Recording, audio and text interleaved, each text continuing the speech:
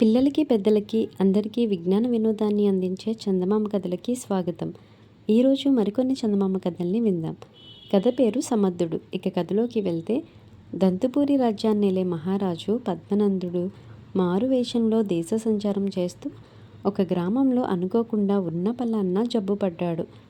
ఆ గ్రామంలో సీతన్న అనే రైతు పద్మనందుణ్ణి సమయానికి ఆదుకుని వైద్యం చేయించాడు. తన ఆరోగ్యం కుదుటపడ్డాక పద్మనందుడు తానెవరైంది రైతుకు చెప్పకుండా, నీవు చేసిన ఉపకారం మరవలేనది. రాజధానిలో నాకు మంచి పలుకుబడి ఉంది. నీకు ప్రత్యుపకారం ఏం కావాలో అడుగు అన్నాడు. రైతు వినయంగా, నాకేం కోరికలు లేవు. నేరకపోయి నా రెండో కొడుకు దండకుడికి చదువు చెప్పించాను. ఇప్పుడు వాడు వ్యవసాయం చేయనంటున్నాడు. ఏ చోటనైనా కొలువులో పెడదామంటే వాడు తలబిరుసు మనిషి. అందరితోనూ కచ్చాలు పెట్టుకుంటాడు. వాడు ముందు ముందు ఏమైపోతాడో అని నాకెంతో బెంగగా ఉంది అన్నాడు. పద్మనందుడు వెంటనే, నీ కొడుకును నాతో పంపించు. వాడి భవిష్యత్తు నేను చక్కదిద్దుతాను. నీకెలాంటి బెంగ అవసరం లేదు అన్నాడు. దండకుడు కూడా రాజధానికి వెళ్ళాలని ఉబలాటపడ్డాడు. తండ్రి సంతోషంగా వాణ్ణి పద్మనందుడితో పంపించాడు. రాజధాని చేరుకున్నాక రాజు దండకుడికి ఒక సత్రంలో బస ఏర్పాటు చేయించాడు. ప్రయాణంలో కలిగిన అనుభవాన్ని బట్టి దండకుడు నిజంగానే దుడుకు మనిషి అని, వాడు కొలువుకు పనికిరాడని ఆయన గ్రహించాడు. అయినా రైతుకు ఇచ్చిన మాట తప్పడానికి లేదు. దండకుడిని సత్రంలో వదిలిన తర్వాత రాజు సమంతకుడికి కబురు పెట్టాడు. ఈ సమంతకుడు రాజ్యంలో జరిగే ఆదాయ వ్యయాలను పరిశీలించే అధికారిగా ఉంటున్నాడు. అతడి కింద 10 మంది చిన్న అధికారులు ఉన్నారు. ప్రతి అధికారి వద్ద 12 ఉద్యోగస్తులు ఉంటారు. సమంతకుడు చాలా సమర్థుడైన అధికారి అని, ఎటువంటి వారి చేతనైనా పని చేయించగలగడని కొలువులో అందరూ చెప్పుకుంటారు. పద్మనందుడు సమంతకుడితో, దండకుడనే వాణ్ణి నువ్వు పనిలోకి తీసుకోవాలి. వాడు తలపొగరు మనిషి, చాలా దుడుకు స్వభావం. ఉద్యోగం పోతుందేమో అన్న భయం వాడికి లేదు. శిక్షలకు భయపడని మొండితనం కూడా వాడికుంది. నీవు సమర్థుడైన అధికారివని అంతా అంటున్నారు. వాణ్ణి లొంగదీయడం నీ సమర్థతకు పరీక్ష అన్నాడు. మహారాజా, వాణ్ణి నేను తప్పక లొంగదీయగలను. రేపు నా వద్దకు పంపండి అన్నాడు సమంతకుడు వినయంగా. మర్నాడే దండకుడు సమంతకుడిని కలుసుకున్నాడు. సమంతకుడు వాణ్ణి కొన్ని ప్రశ్నలు వేశాడు. దండకుడు అన్నిటికీ తలబిరుసు సమాధానాలే చెప్పాడు. అయినప్పటికీ సమంతకుడు కోపగించుకోకుండా, నీవు నాకు బాగా నచ్చావు. నీ వల్ల మాకెంతో ప్రయోజనం ఉందనిపిస్తుంది. నీకు నెలకు 50 వరహాల జీతం ఇస్తాను అన్నాడు. ఇందుకు దండకుడు ఎంతగానో సంతోషించాడు. సమంతకుడు తన వద్ద ఉండే ఒక చిన్న అధికారిని పిలిచి అతడికి దండకుడిని అప్పగించాడు. 2 రోజుల తర్వాత ఆ చిన్ని అధికారి సమంతకుడి దగ్గరకు వచ్చి, అయ్యా, ఆ దండకుడు పని చెయ్యడు, కొలువులో పని సాగనివ్వడు. వాడితో నేను వేగలేను అని చెప్పాడు. సమంతకుడు కోపంగా, నీ కింది వాళ్ల చేత పనులు చేయించకపోతే అది నీ అసమర్థత అవుతుంది. వాడి చేత నువ్వు పని చేయించినా సరే, లేదా వాడి పని నువ్వు చేసినా సరే అన్నాడు.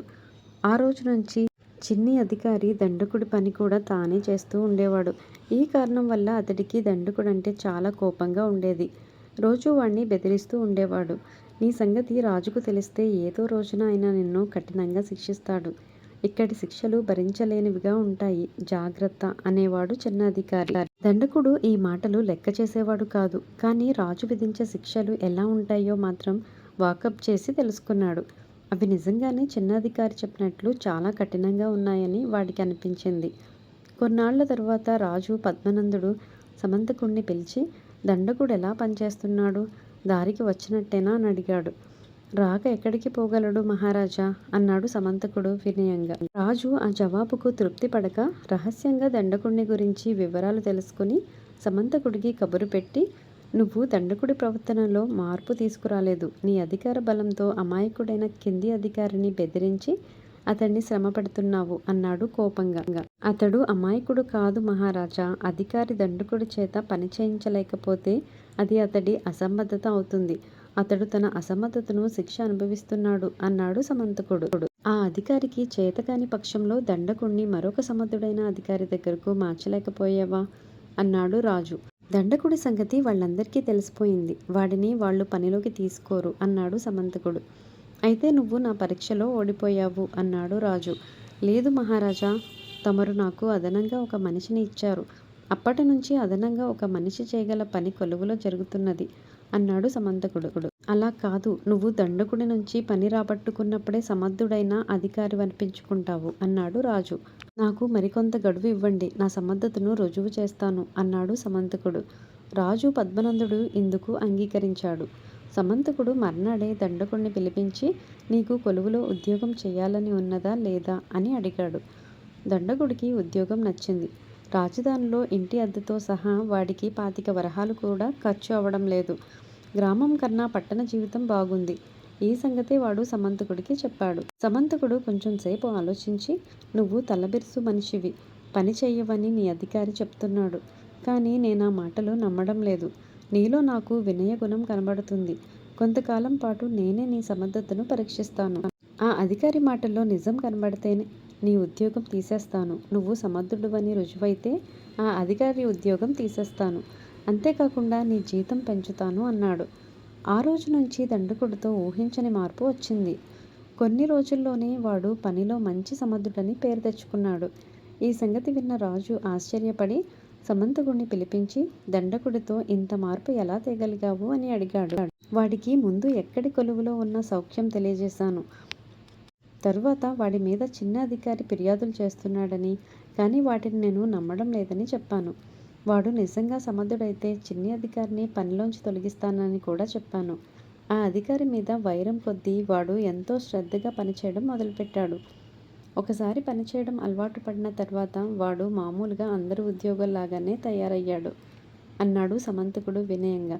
దండకుడు తండ్రికి తానిచ్చిన మాటను పూర్తిగా నిలబెట్టడంలో సహాయం చేసిన సమంతకుడిని రాజు పద్మనందుడు ఘనంగా సన్మానించాడు. సమర్థుడు అనే కథ ఇక్కడితో సమాప్తం. ఇప్పుడు మరొక కథని విందాం. కథ పేరు వెర్రి వెంగెలపులు. ఇక కథలోకి వెళ్తే, సీతన్నకు సీతాఫలాలంటే ఎంతో ఇష్టం. ఒక రోజున వాడు వీధిలో నడుస్తుండగా కనకయ్య ఎదురయ్యాడు. అతడు ఎక్కడి నుంచో ఆ ఊరు వచ్చి నెల రోజుల క్రితమే స్థిరపడ్డాడు. కనకయ్య చేతిలో సీతాఫలం ఉంది. సీతన్న ఆశ్చర్యంగా, ఇది సీతాఫలం కాలం కాదే, ఈ పండు నీకెక్కడిది అని అడిగాడు. ఇందులో ఆశ్చర్యమేముంది? మా దొడ్లోని మామిడి చెట్టు ఏడాది పొడుగునా అన్ని రకాల ఫలాలు ఇస్తుంది అన్నాడు కనకయ్య. అదెలా సాధ్యం అన్నాడు సీతన్న ఇంకా ఆశ్చర్యంగా. ఎందుకు సాధ్యం కాదు? నిత్యానంద యోగి మా ఇంటికి వచ్చి మా బావి నీటిని మంత్రించి వెళ్ళాడు. అప్పటినుంచి ఇలా జరుగుతుంది. చాలామంది మా బావి నీళ్లు అడుగుతున్నారు. నేనెవ్వరికీ ఇవ్వడం లేదు. అందరి చెట్లు అన్నీ ఫలాలు ఇస్తుంటే మరి నా గొప్పతనం ఏముంటుంది అని వెళ్ళిపోయాడు కనకయ్య. కనకయ్య ఇల్లు అక్కడికి చాలా దూరం. అయినా వెంటనే వెళ్ళి ఈ వింత ఏమిటో చూసి రావాలనుకున్నాడు సీతయ్య. వాడు 4 అడుగులు వేయగానే పక్క సందులోంచి వేగంగా వస్తున్న గోవిందం కనిపించాడు. సీతన్న వాడితో ఏదో చెప్పబోయేలాగా వాడే సీతన్నను ముందుగా పలకరించి, ఒరే కనకయ్య, ఇంటికి రారాదు, నీకొక మంచి వింత చూపిస్తాను అన్నాడు. నాకు తెలుసు, మామిడి చెట్టుకు సీతాఫలాలు కాయడమే కదా అన్నాడు సీతన్న. అదేం కాదు, వాడి దొడ్లో నాగపాము ఒకటి ఇంటికి వచ్చిన వారందరినీ పడగ వంచి ఆశీర్వదిస్తుందట అన్నాడు గోవిందం. ఇది విని సీతన్న ఆశ్చర్యపోతే, సీతన్న చెప్పిన దానికి గోవిందం ఆశ్చర్యపోయాడు. అయితే కనకయ్య ఇంట్లో చాలా వింతలే ఉన్నాయన్నమాట అనుకున్నారు వాళ్ళిద్దరూ. సీతన్న గోవిందం కలిసి కనకయ్య ఇంటికి బయలుదేరారు. దారిలో వాళ్లకు నాగులు అనేవాడు కనిపించాడు. వాడు వాళ్లతో, కనకయ్య ఇంట్లో ఒక పారిజాత వృక్షం ఉన్నదట. అది పగలు పడుకొని రాత్రి లేచి నుంచుని ఇంటికి కాపలా కాస్తుందట. ఇంకా విశేషం ఏమిటంటే అది ఆకు తుంచితే ఏడుస్తుందంట, కితకితలు పెడితే నవ్వుతుందట అన్నాడు అమితమైన ఆశ్చర్యంతో. ఈ కనకయ్య ఎవడో మాయల మరాఠీలాగున్నాడే అంటూ ఆశ్చర్యపోయాడు సీతన్న. ఈ ముగ్గురికి దారిలో మరికొంతమంది జతపడ్డారు. వాళ్ళల్లో ఒక్కొక్కరు కనకయ్య ఇంటి గురించి ఒక్కొక్క వింత చెప్పారు. కనకయ్య ఇంట్లో చీపురు దానంతటదే ఇల్లు ఉడుస్తుందని ఒకడన్నాడు. అతడి ఇంట్లో తరగని డబ్బు ఇచ్చే అక్షయ పాత్ర ఉందని మరొకడన్నాడు. ఇలా మొత్తం 10 మంది దాకా చేరి కనకయ్య ఇంటికి వెళ్లారు. ఆ సమయంలో కనకయ్య ఇంటి తలుపులు మూసి ఉన్నవి. సీతన్న పోయి తలుపు తట్టాడు. లోపల నుంచి ఎవరో వస్తున్న అడుగుల చప్పుడు అందరికీ వినిపించింది. అన్నీ వింతలున్న కనకయ్య ఇంట్లోని మనుషులు దేవతలా దెయ్యాలా? వాళ్ళెలా ఉంటారు అన్న ఆత్రంలో ఉన్నారు వాళ్ళు. కిర్రుమంటూ తలుపులు తెరుచుకున్నవి. సుమారు 15 ఏళ్ల కుర్రాడు వచ్చిన వాళ్లను చూసి ఆశ్చర్యంగా, ఎవరండి మీరు అని అడిగాడు. మీ ఇంట్లో వింతలు చూడ్డానికి వచ్చాం అన్నాడు సీతన్న. మా ఇంట్లో వింతలేమిటి అన్నాడు కుర్రాడు ఆశ్చర్యపోతూ. సీతన్న వింతల జాబితా వినిపించాడు. మీరు ఏ ఇంటికి వచ్చారో మా ఇంట్లో అలాంటి వింతలేమీ లేవు అన్నాడు కుర్రాడు. ఇది కనకయ్య గారిల్లేనా అని అడిగాడు సీతన్న. అవును అన్నాడు కుర్రాడు. కనకయ్య గారే మాకు ఈ వింతల గురించి చెప్పారు అన్నాడు సీతన్న. ఏమో మరి ఆయన అలా ఎందుకు చెప్పాడో గాని వాటిల్లో ఒకటి నిజం కాదు అని లోపలికి వెళ్ళిపోయాడు కుర్రాడు. తన ఇంట్లోని వింతలు బయటి వాళ్లకు చూపించడం ఇష్టం లేక కుర్రాడు అలా మాట్లాడుతున్నారనుకొని అందరూ కలిసి ఇంట్లోకి వెళ్ళారు. ఆ కుర్రవాడు చెప్పింది నిజమే. లోపల ఏ వింతలు లేవు. కనకయ్య దొడ్లో బావి లేదు, చెట్లు కూడా లేవు. వచ్చిన 10 మందికి చాలా కోపం వచ్చింది. వాళ్ళు అక్కడి నుంచి దూకుడుగా కనకయ్యను వెతుకుతూ బయలుదేరారు. దారిలో వాళ్లకు ఒక చోట కనకయ్య కనిపించాడు. సీతన్న అతన్ని కోపంగా, నువ్వు మా అందరికీ అన్ని అబద్ధాలు చెప్పావు అవునా అని అడిగాడు. అవును అన్నాడు కనకయ్య తొనుక్కోకుండా. అలా ఎందుకు చెప్పావు అన్నాడు సీతన్న ఉగ్రుడైపోతూ. కొత్తగా ఏదైనా గ్రామం వెళ్ళి నివాసం ఏర్పరచుకున్నప్పుడు ఆ గ్రామంలో వెర్రి వెంగళప్పలెవరో తెలివైన వాళ్ళెవరో ఎలా తెలుస్తుంది అన్నాడు కనకయ్య. అబద్ధాలు చెప్తే తెలుస్తుందా అన్నాడు గోవిందం రెట్టిస్తున్న ధోరణిలో. ఎందుకు తెలియదు, నా అబద్ధాలు నమ్మిన వాళ్ళందరూ వెర్రి వెంగళప్పలే కదా అని జవాబిచ్చాడు కనకయ్య. సీతన్న మిగతా వాళ్ళు ముఖాముఖాలు చూసుకున్నారు. ఏమనాలో వాళ్లకు తోచలేదు. కొద్దిసేపు ఆగి గోవిందం నెమ్మదిగా, నీ అబద్ధాలు ఎవరెవరు నమ్మారో నీకెలా తెలుస్తుంది అని అడిగాడు. నా అబద్ధాలు నమ్మిన వాళ్ళు మా ఇంటికి వెళ్తారు. మా అబ్బాయి వాళ్లను చూస్తాడు. ఒకసారి చూసిన ముఖాల్ని వాడు మళ్ళీ మరచిపోడు. వాడిని అడిగి తెలుసుకుంటాను అన్నాడు కనకయ్య. నువ్విప్పుడు ఇంటికి వెళ్తున్నావా అన్నాడు సీతన్న. లేదు, ఊళ్ళో ఇంకా చాలా పనులున్నవి అన్నాడు కనకయ్య. సీతన్న అతడి వెంట ఉన్నవాళ్ళు కనకయ్యకు వస్తామని చెప్పి సరాసరి అతడి ఇంటికి వెళ్ళారు. మళ్ళీ ఎందుకు వచ్చారు అన్నాడు కనకయ్య కొడుకు.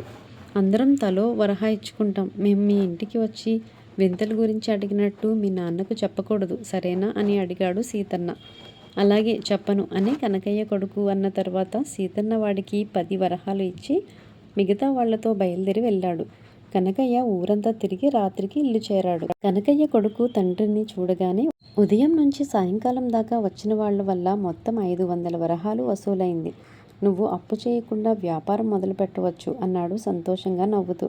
అవును, వ్యాపారం కూడా ఇలాంటి ఊళ్ళోనే మంచి లాభసాటిగా సాగుతుంది. వెర్రి వెంగళప్ప అయినా వాడికంటే తనను వెర్రి వెంగళప్ప అని ఎవరు అనుకోకూడదని అనుకుంటారో అలాంటి వాళ్ల వల్లే మనకు లాభం ఎక్కువ. ఈ ఊళ్ళో అలాంటి వాళ్ళు చాలామంది ఉన్నారు అన్నాడు కనకయ్య ఉత్సాహంగా. మర్నాడు కనకయ్య పాడి గేదెల్ని కొని ఆ ఊళ్ళో పాల వ్యాపారం ప్రారంభించాడు. అతడి వ్యాపారం 3 పువ్వులు 6 కాయలుగా వర్ధిల్లింది. వెర్రి వెంగళప్పలు అనే కథ ఇక్కడితో సమాప్తం. ఇప్పుడు మరొక కథని విందాం. కథ పేరు పరోపకారి. ఇక కథలోకి వెళ్తే, నారాయణపురం గ్రామంలో ఉండే రమణయ్య చాలా పరోపకారి బుద్ధి కలవాడు. ఒకసారి పెద్ద గాలివాన తాకిడికి గ్రామంలో చాలామంది గుడిసెలు పడిపోతే అతను ఇంటింటికి తిరిగి చందాలు పోగు చేసి నష్టపోయిన వాళ్ళందరికీ కొత్త గుడిసెలు కట్టించాడు. ఇందుకు దాదాపు గ్రామంలో కలిగిన వాళ్ళంతా సాయపడ్డారు. కానీ ధనగుప్తుడనే షావుకారు మాత్రం రమణయ్యకు ఒక్క పైసా కూడా చందా ఇవ్వలేదు. రమణయ్య తనకు ఘనంగా చందాలిచ్చిన వాళ్ల పేర్లు చెప్పబోతే ధనగుప్తుడు అడ్డు తగిలి, అనవసరంగా కంఠశోష పడకు, గుడిసెలు పోయిన వాళ్ళెవరూ వచ్చి డబ్బు కోసం దేవరించలేదు. ఎందుకో తెలుసా, అడుక్కోవడం ఎవరికీ ఇష్టం ఉండదు. అడుక్కునే బుద్ధి ఉన్నవాళ్లే నీలాగా చందాలంటూ ఎగపడతారు. ఇందులో ఎంతో కొంత మిగుల్చుకోవాలని నువ్వు ఆశపడుతున్న సంగతి నాకు తెలుసు. నీ బోటి వాళ్లకు ఏనాడు సహకరించను అన్నాడు. గ్రామంలో చాలామంది రమణయ్యను దేవుడంటూ పొగిడారు. అయినా అతడికి తృప్తి కలగలేదు. ధనగుప్తుడు తనను నానా మాటలు అన్నాడు గనక ఎలాగైనా అతడికి బుద్ధి చెప్పాలని రమణయ్య తాపత్రయం. ఉన్నట్టుండి ఒకరోజు అతను ధనగుప్తుడి దగ్గరకు వెళ్ళి, తెలుసో లేదో గ్రామం అంతా నన్ను పొగుడుతున్నది. ఉన్నవాళ్లలో నువ్వు తప్ప అందరూ చందాలిచ్చారు. చందా ఇచ్చి ఉంటే నీకు తృప్తిగా ఉండేది కదా అన్నాడు. ధనగుప్తుడు కోపంగా, నా దగ్గర ఎందరో అప్పులు తీసుకుని రోజు నన్ను పొగిడి వెళ్తూ ఉంటారు. డబ్బున్నంతకాలం నేను ఇతరుల మెప్పు కోసం ఏమేమో చేయాల్సిన అవసరం లేదు. ఊరు పేరు లేని నీ వంటి చవటలే పరోపకారం అంటూ బయలుదేరతారు. ఇతరులు ఇచ్చిన డబ్బుతో పరోపకారం చేసి పొగడ్తలు అందుకుంటారు అని అవమానించి పంపేశాడు. రమణయ్యకు విపరీతంగా కోపం వచ్చింది. ఈ జరిగింది విని అతడి తండ్రి ధనగుప్తుడి నోరు మంచిది కాదు. అలాంటి వాడికి దూరంగా ఉండడం ఉత్తమం. నువ్వు 10 మందికి సాయపడాలనుకుంటే సాయపడు, కానీ ఆ ధనగుప్తుడిని గురించి పట్టించుకోకు అని సలహా ఇచ్చాడు.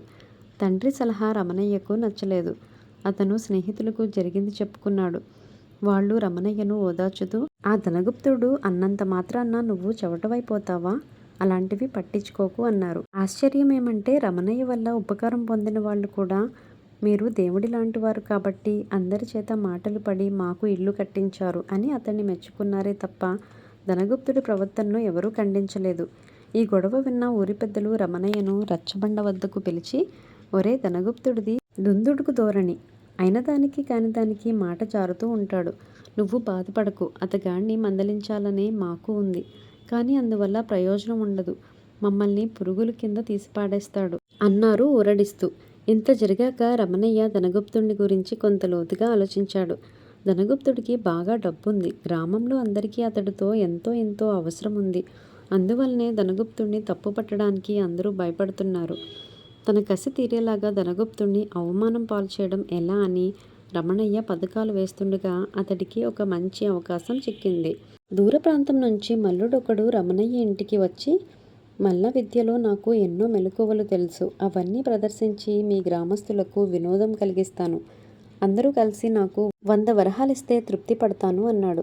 రమణయ్యకు ధనగుప్తుడి మీద పగ తీర్చుకునేందుకు ఇదే మంచి అదను అనిపించి, ఇటువంటి పనులు నా వల్ల కావు. గ్రామంలో ధనగుప్తుడనే ఆయన ఉన్నాడు.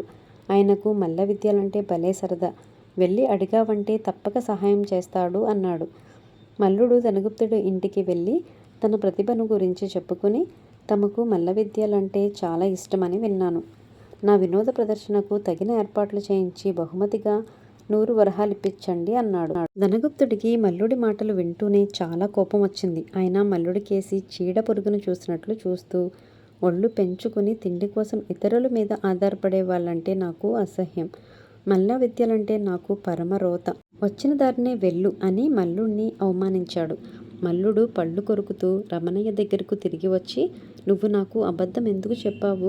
ఆ ధనగుప్తుడికి మల్ల విద్యలంటే రోతట. నన్ను నానా మాటలు అన్నాడు. నీ వల్ల బతుకులో మొదటిసారిగా మాట పడవలసి వచ్చింది అన్నాడు.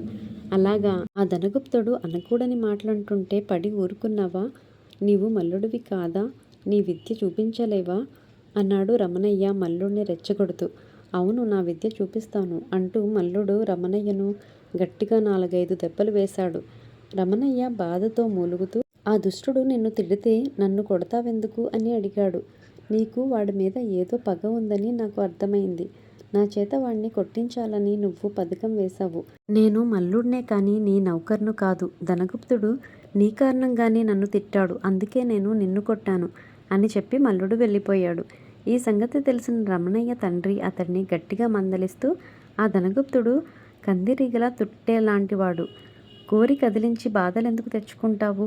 ఇక ఏనాడు అతడి జోలికి వెళ్ళకు. నిజమైన పరోపకారి తిట్లు దీవెనలు రెండిటినీ అంతగా పట్టించుకోకూడదు అని చెప్పాడు. ఆ తర్వాత రమణయ్య చందాలకంటూ పోయి ఏనాడు ధనగుప్తుడితో మాట పడలేదు. పరోపకారి అనే కథ ఇక్కడితో సమాప్తం. ఇప్పుడు మరొక కథని విందాం. కథ పేరు నువ్వే నేను నేనే నువ్వు. ఇక కథలోకి వెళ్తే, సోమయ్యకు 25 సంవత్సరాలు నిండగానే ఉన్నట్టుండి లావెక్కడం ప్రారంభించాడు. అతడెంత లావెక్కిపోయాడంటే జనం అతడేమైనా అనుకుంటున్నాడేమోనన్న శంక కూడా లేకుండా అతడి ముఖం ఎదుటే నవ్వసాగారు. సోమయ్య వైద్యుడి దగ్గరికి వెళ్ళి తను లావు తగ్గే ఉపాయం ఏదైనా చెప్పమన్నాడు. రోజు 2 కోసల దూరం ఆగకుండా పరిగెత్తు, నెల రోజుల్లో సన్నబడిపోతావు అన్నాడు వైద్యుడు. 2 కోసల దూరం అంటే నలుగురు నడిచే బాటలోనే పరిగెత్తాలి. సోమయ్య ఒకరోజు అలాగే చేశాడు. దారి పొడుగునా అతడికి జనం ఎదురయ్యారు. అతడి పరుగు చూసి చాలామంది నవ్వారు. ఆ నవ్విన వాళ్ళలో ఒకడు సోమయ్యను ఎందుకలా పరిగెడుతున్నావని అడిగి సంగతి తెలుసుకున్నాడు. మర్నాడు సోమయ్యకు నిన్నటికంటే ఆ రోజు దారి పొడుగునా ఎక్కువ మంది జనం కనిపించారు. ఇది పని కాదనుకుని సోమయ్య తెల్లవారుజామునే లేచి పరిగెత్తాలనుకున్నాడు. ఒకరోజు అలాగే చేశాడు. ఒకరిద్దరు దారిలో కనిపించగా లోగడలాగా నవ్వేవాళ్ళు ఎక్కువ కనిపించలేదు. కానీ తెల్లవారుజామున లేవడం అతడికి చాలా ఇబ్బందిగా తయారైంది. ఆ సమయంలోనే అతడికి గాఢంగా నిద్రపడుతుంది.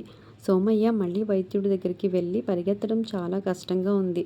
అది నా వల్ల కాదు. ఇంకా సులభమైన ఉపాయం ఏదైనా ఉంటే చెప్పండి అని అడిగాడు. అదెంత భాగ్యం. ఆహారం మితంగా తీసుకో. రోజు 1 లోటా పాలు, మరొక లోటా పళ్ళరసం, నిమ్మరసం, మజ్జిగన్నం ఇలా తిన్నావంటే నీ లావు తగ్గిపోవడానికి 2 నెలలు చాలు అన్నాడు వైద్యుడు. సోమయ్య వైద్యుడు చెప్పినట్టే 2 రోజులు చేశాడు. ఆ 2 రోజులకే అతన్ని ఎక్కడలేని నీరసం పట్టుకుంది. తిండి కోసం మొహం వాచిపోయాడు. కొంత చిక్కిపోయిన మాట నిజం. అయితే సోమయ్య 3వ రోజున మామూలుగా భోజనం చేశాడు. తిరిగి మనిషి మామూలుగా అయిపోయాడు. సోమయ్య వెంటనే వైద్యుడి దగ్గరికి పోయి 2 రోజులు మితంగా తిన్నాను. బాగా చిక్కిపోయాను. 3వ రోజున ఆగలేకపోయాను. మామూలు భోజనం చేశాను. మళ్ళీ మామూలుగా లావెక్కిపోయాను. ఇలా అయితే ఎలా? పూర్తిగా చిక్కి అలాగే ఉండిపోవాలంటే ఎన్నాళ్ళు మితంగా తినాలి అన్నాడు. ఎన్నాళ్ళేమిటి? నువ్వు బతుకున్నంతకాలం ఇలాగే మితంగా తినాలి. ఎప్పుడైతే మామూలుగా తినడం ప్రారంభిస్తావో అప్పుడు వెంటనే మళ్ళీ లావెక్కడం ప్రారంభమవుతుంది. అది నీ శరీర తత్వం అన్నాడు వైద్యుడు. బ్రతుకున్నంతకాలం తిండి లేకుండా మాడిపోవడం నా వల్ల కాదు. ఇంకేదైనా ఉపాయం ఉంటే చెప్పండి అని సోమయ్య ప్రాధేయపడ్డాడు. నా దగ్గర ఒక మందుంది, అది వాడి చూడు అంటూ వైద్యుడు సోమయ్యకు 10 గుళికలు ఇచ్చి రోజు ఒక్కొక్కటి చొప్పున ఉదయమే వేసుకోమన్నాడు. మర్నాడు సోమయ్య ఒక గుళిక మింగాడు. గొంతంతా బగ్గుమంది. నాలుకపై అదో రకం మంట పుట్టింది. ఆ రోజంతా అతడేం తినలేకపోయాడు. గుళికలో బలవర్ధక ఆహారం ఏమైనా ఉందేమో, అతడికి నీరసం మాత్రం రాలేదు. మర్నాడికి సోమయ్యకు నాలుక మంట కొంచెం తగ్గినట్టు అనిపించింది. కానీ మళ్ళీ గుళిక మింగగానే యథాప్రకారం నాలుక మండసాగింది. ఆ రోజు కూడా అతడేమీ తినలేకపోయాడు. అసంతృప్తిగా ఉన్నప్పటికీ సోమయ్య వైద్యుడిచ్చిన గుళికల్ని మింగాలనుకున్నాడు. ఆ రాత్రి సోమయ్య ఇంటికి ఒక మరగుజ్జువాడు వచ్చాడు. వాడు పొరుగురు వెళ్తూ వాన కారణంగా సోమయ్య ఆతిథ్యం కోరాడు. సోమయ్య అతడికి మర్యాద చేసి మంచి భోజనం పెట్టాడు. తాను మాత్రం ఏమీ తినలేదు. నువ్వు చాలా మంచివాడివి. ఇలాంటి ఆతిథ్యం నాకెవ్వరూ ఇవ్వలేదు. కానీ నాతో కలిసి నువ్వు భోజనం చెయ్యకపోవడం చాలా బాధగా ఉంది అన్నాడు మరగుజ్జు. అప్పుడు సోమయ్య మరగుజ్జుకు తన కథ చెప్పాడు. అంతా విని మరగుజ్జు, నీ సంగతి సరే, నువ్వు కావాలనుకుంటే సన్నపడవచ్చు. మరి నా సంగతి ఏమిటి? నన్ను పొడవాటివాడిగా చేయగల వైద్యమే లేదు. అంతా నా మరగుజ్జుతనం చూసి నవ్వుతున్నారు. నేనేం చేయాలి అని అడిగాడు. అవును పాపం, నీది నాకంటే కూడా పరమ దీనస్థితి అన్నాడు సోమయ్య జాలిగా. నువ్వనే పరమ దీనస్థితి నాది కాదు, నీది అన్నాడు మరగుజ్జు. అదెలా అన్నాడు సోమయ్య ఆశ్చర్యంగా. నువ్వు లావుగా ఉండడం వల్ల నీకు వచ్చిన నష్టమేముంది? అన్ని పనులు మామూలుగానే చేసుకోగలుగుతున్నావు. అయితే అందరూ నిన్ను చూసి నవ్వుతున్నారని సన్నబడాలనుకుంటున్నావు. అంటే నిన్ను చూసి నవ్వే వాళ్ళ కోసం నువ్వు శ్రమ పడాలనుకుంటున్నావన్నమాట. మరి నీది దీనస్థితి కాక మరేమిటి అన్నాడు మరగుజ్జు. అయితే నిన్ను చూసి ఎవరైనా నవ్వితే నీకు బాధగా ఉండదా అని అడిగాడు సోమయ్య. మొహమాట పడకుండా ఒక సంగతి చెప్పు. నా ఆకారం చూసి చాలామంది నవ్వుతారు. వాళ్లతో పాటు నువ్వు నవ్వుతావా లేదా అన్నాడు మరగుజ్జు. అంతే కదా మరి, నీ ఆకారం చూసి నాకు, నా ఆకారం చూసి నీకు నవ్వు రావడం సహజం అన్నాడు సోమయ్య. అది సంగతి. ఇప్పుడు మన సమస్యల పరిష్కారానికి ఎంత సులువైన మార్గం ఉందో చెప్తాను విను. ఎవరైనా నిన్ను చూసి నవ్వారనుకో, అప్పుడు నువ్వే నేననుకో. నన్ను చూసి ఎవరైనా నవ్వినప్పుడు నేనే నువ్వనుకుంటాను. ఇక బాధేముంది అన్నాడు మరగుజ్జు నవ్వుతూ. మరగుజ్జు మాటల్లో ఎంతో నిజం ఉందనిపించింది సోమయ్యకు. ఆరోగ్యం బాగున్నప్పుడు ఎవరో చూసి నవ్వారని మన శరీరాన్ని బాధ పెట్టుకోవడం ఎందుకు? ఆహార పానీయాల పట్ల ఉన్న ఇష్టాన్ని చంపుకోవడం ఎందుకు? సోమయ్య మరగుజ్జుకు నమస్కరించి, నీకు ఆతిథ్యం ఇవ్వడం నాకు మేలే అయ్యింది. నువ్వు మహాజ్ఞానిలా హితబోధ చేశావు. ఇక నాకు ఏ సమస్యలు లేవు అన్నాడు. ఆ తర్వాత సోమయ్య లావు తగ్గలేదు, కానీ అతన్ని చూసి నవ్వే జనం మాత్రం క్రమంగా తగ్గిపోయారు. ఎదుటివాడికి బాధ కలిగించలేనప్పుడు అలా నవ్వడం ఎవరికీ ఇష్టం ఉండదు. నువ్వే నేను, నేనే నువ్వు అనే కథ ఇక్కడితో సమాప్తం. మరిన్ని అద్భుతమైన చందమామ కథల్ని వినడం కోసం మళ్ళీ కలుద్దాం. ఈ కథలపై మీ అభిప్రాయాల్ని కామెంట్స్ ద్వారా తెలియచేయండి.